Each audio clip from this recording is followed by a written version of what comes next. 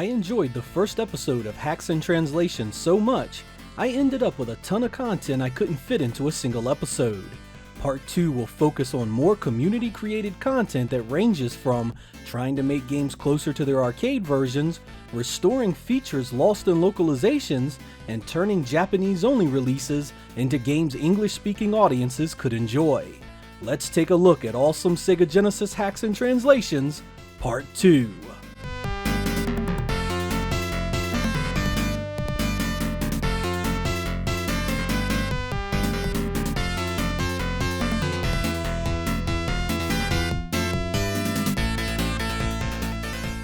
Contra Hardcore is one of the best run-and-gun experiences of the 16-bit generation.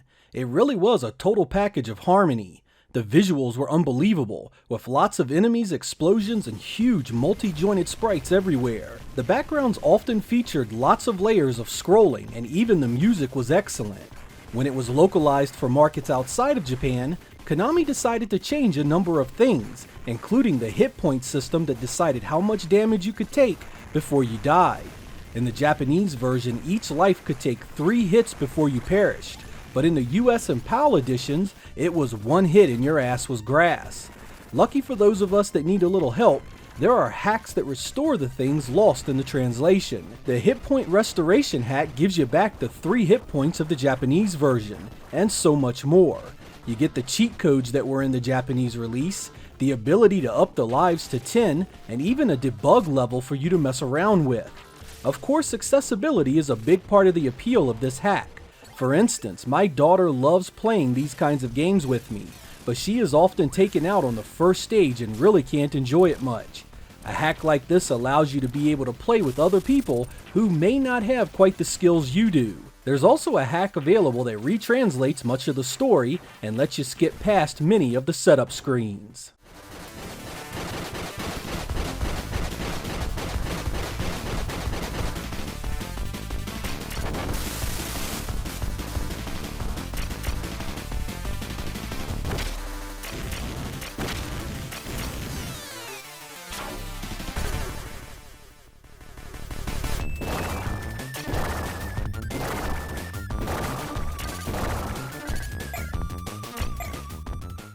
StarCruiser was a first-person role-playing game originally released on Japanese computers such as the NEC PC-88 and Sharp X68000. It made its way to the Japanese Mega Drive in late 1990, but never received a North American or PAL release officially. It uses polygons to build its world, which is navigated at all times from the viewpoint of the main character. I really wanted to like this one in the beginning, but man is it frustrating when you start out. It doesn't take long to come to terms with the control, but once you get thrust into battle, a death sends you right back to the damn title screen, completely to start over. It took 3 deaths before I realized I could save it from the main menu anytime I wanted. You will want to remember that, because saving is absolutely mandatory to enjoy this one. The game setup is actually quite cool. You get to use your ship to navigate towns and enemy bases, sometimes looking for simple conversations to advance the story, and sometimes doing battle to gain various items. The polygon environments are of course simple and antiquated, but it's all done on the Genesis without any help from external chips. The story starts out with you and a friend raiding an enemy fortress and stealing a ship. From there you'll meet new characters, explore new areas, and get yourself into all kinds of trouble. It eventually becomes a decent adventure, but man can death come quick and without mercy. Just be sure to use that save feature every chance you get.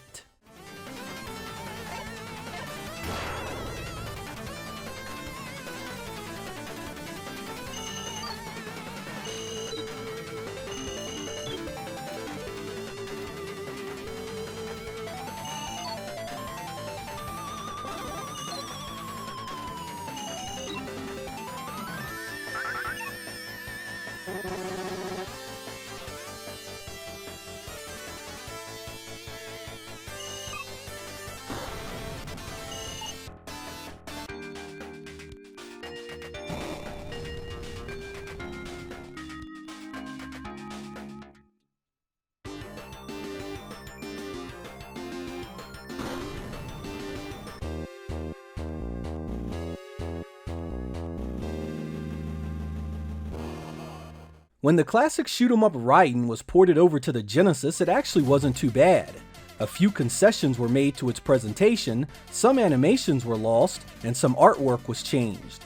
This arcade hack means to put back much of what we lost or changed, and it turned out pretty damn good. You'll notice it pretty much right away if you're familiar with the original release. On the first stage, you'll notice that the river once again flows, and scorch marks from destroyed enemies now glow with smoldering embers. These small touches in the backgrounds actually matter, because it's one of the cooler things about Raiden when it was released in the arcade.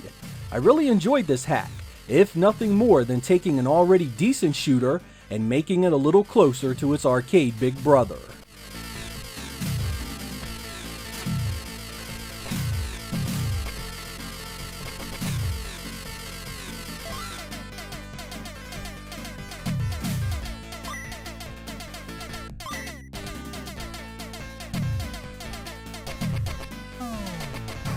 I really wanted to stay away from the crazy amount of Sonic hacks out there. Trying to deep dive these things would mean the subject would dominate the video. There really are a ton of them. I have to shout out Sonic Megamix, however. This hack aimed to basically completely overhaul Sonic, both in presentation and gameplay, and it really succeeds, not just in making it different, but also adding a completely different feel to, well, everything. Sonic now has the spin dash, lock-on attack, shields, and damn near every other power-up that came in the later games, all in a completely remixed world where much is recognizable, but nothing is exactly the same. Even the boss battles have changed, and there is some serious challenge to this game in later stages. Getting those Chaos Emeralds on the bonus stages has even changed heavily, so you can forget about those old strategies you had. This one is a completely different beast. Along with your visuals and gameplay, you also get a pile of remixed music, which all fit the areas you run around in. This one is good enough to have been released by Sega themselves, and a damn solid hack to add to your collection.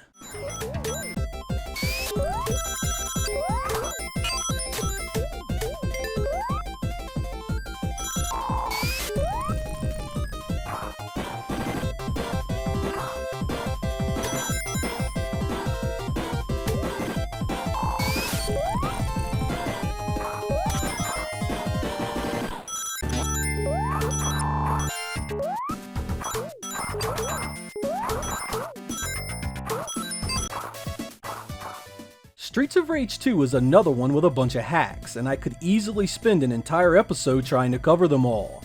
I did run across another one I thought was good enough to mention, and that was Streets of Rage 2 International Heroes. It changes the story around a bit, with Mr. X returning and capturing Axel and Adam, and Blaze escaping to seek help from a couple of very recognizable ass kickers. You also get to play as Blaze and Kelly, rounding out Streets of Rage 2's 4 playable characters. The real stars are of course Bruce and Arnie, two exceptionally overpowered players that are armed with numerous ways to dispatch your enemies. This one is just pure fun, nothing too serious and sometimes quite hilarious. There is a certain joy to behold attacking as Arnie, with his devastating running power flex. Many of these Streets of Rage hacks are purely what-if and alternate story material, and many of them can be really fun, if nothing more than to slightly change a game you already love.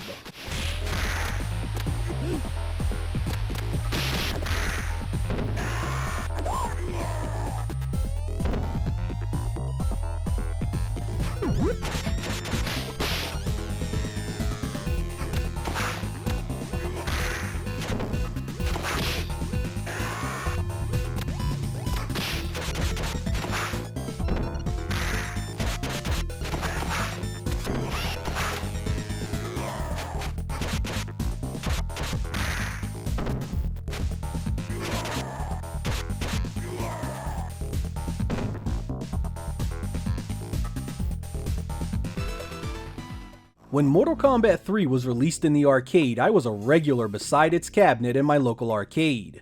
When Ultimate MK3 landed, I was back again trying to learn all the new fatalities and secrets. When it came home to the Genesis and Super Nintendo, man did they take huge hits in every single area. Lots of things were either changed or just outright cut from the home versions. Ultimate Mortal Kombat 3 Arcade is a hack that puts back in much of that lost content, including the cinemas and putting Shiva back in as a playable character. It even puts back in some of the stages that were cut from the original Genesis release. You also get Smoke, Chameleon, and a bunch of other characters and the 2 bosses. Hacks like this are really interesting, mainly because they often show that much of the content was possible and it was just often dropped due to the size constraints of the cartridges at the time. While far from arcade perfect, I always enjoyed a good game of Ultimate Mortal Kombat 3 on my portable Nomad, and now it's just a bit closer to feeling like the arcade. Round 1, fight.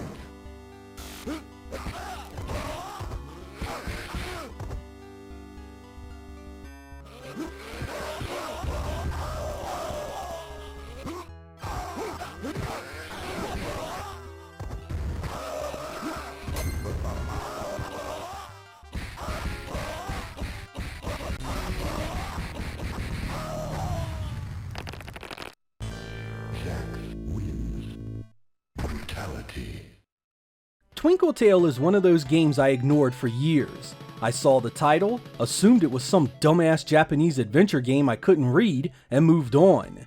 Games like these often taught a fine lesson about assumptions, because of course it was nothing of the sort. It's an overhead multi-directional run-and-gun shoot-'em-up, a huge surprise when I finally played it. The only thing I had actually been right about was the fact that I wouldn't be able to read its story, and that is what the translation patch here aims to change. Now you can not only enjoy this unique little shooter, but also follow that story. The goal here is to assault each area with your attacks and magic and free each of the great wizards. You get to choose which attacks you want on the fly, and each one can be leveled up for increased damage. You also get screen clearing magic bombs that can be popped whenever you want. This one is fun if you enjoyed the likes of Mercs, and one you should give a chance if you are appreciative of the genre.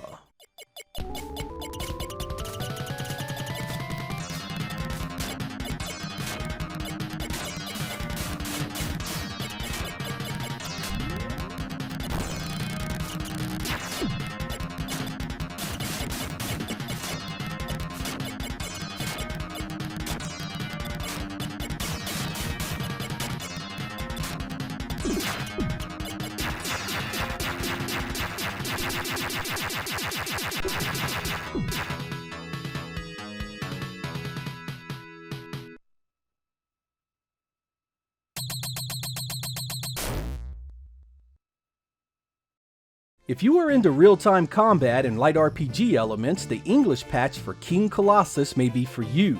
Originally released in Japan in 1992, this overhead adventure game opens up with a young boy trying to get a stolen sword back, only to be drawn into many more quests across the land. It plays a tad like Zelda, but has a leveling system based on experience points. You still need to find items and weapons in dungeons most of the time to progress the story. This is another one that is difficult, so be sure to abuse the hell out of that save system. I can't tell you how many times I died in the beginning before I adjusted to the extremely narrow attack range and got better weapons and items to help me out. The setup is otherwise really simple here. Trigger a story event that tells you where to go on the map, and go there and get whatever it is you need, usually ending in some kind of boss encounter. You get quite a few weapons to choose from, and you also have magic powers that range from the attack and defense variety to slowing time and teleporting out of danger. This one won't win any awards for audio or visuals, but can be a fun diversion from the usual arcade goodness on the Sega Genesis.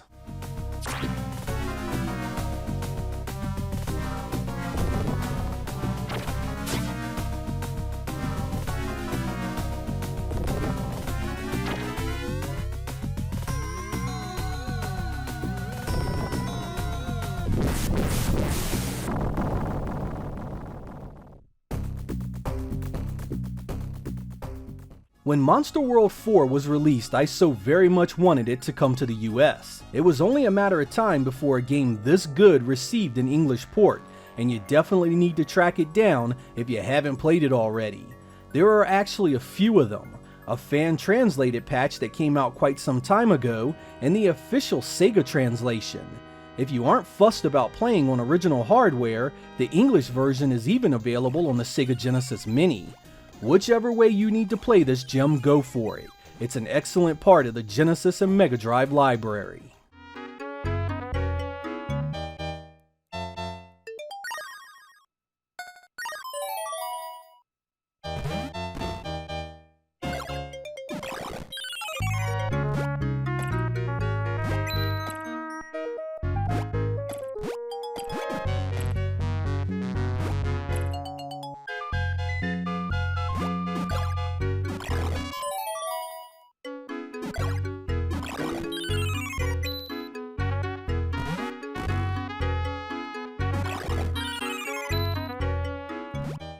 In 1992, Vixen 357 was released in Japan for the Mega Drive.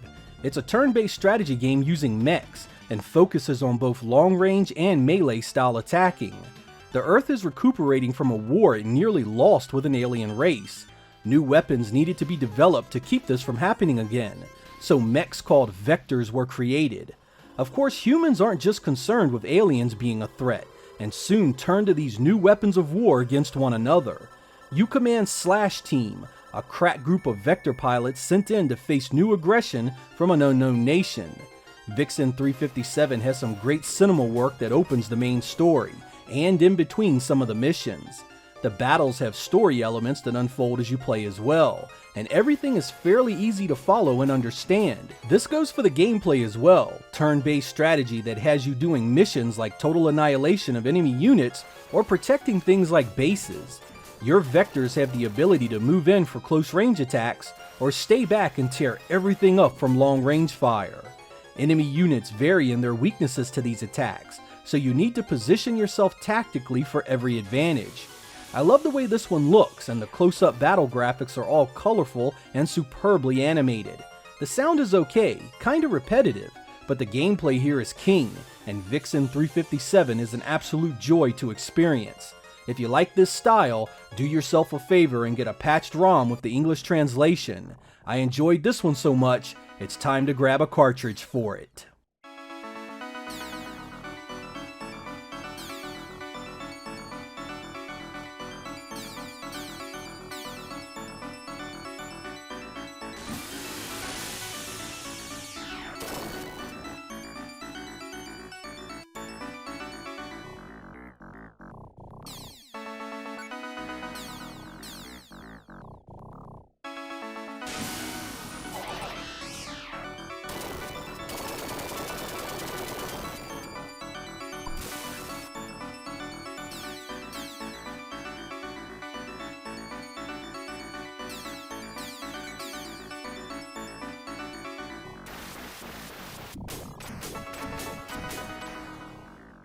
Dabbling into these Genesis and Mega Drive hacks has also led me into messing around with hacks for other systems.